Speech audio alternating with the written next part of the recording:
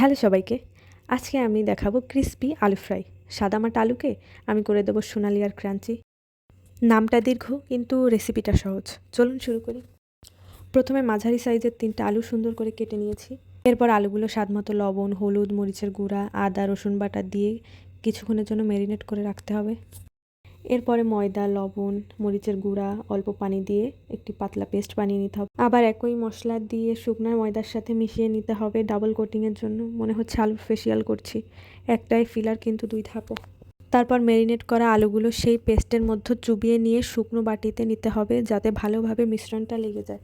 এবার তেল গরম করে তেলের মধ্যে যখন আলুগুলো দিলাম তখন যে ছ্যাঁত শব্দটা হলো, মনে হলো যেন ছোটোখাটো কনসার্ট চলছে।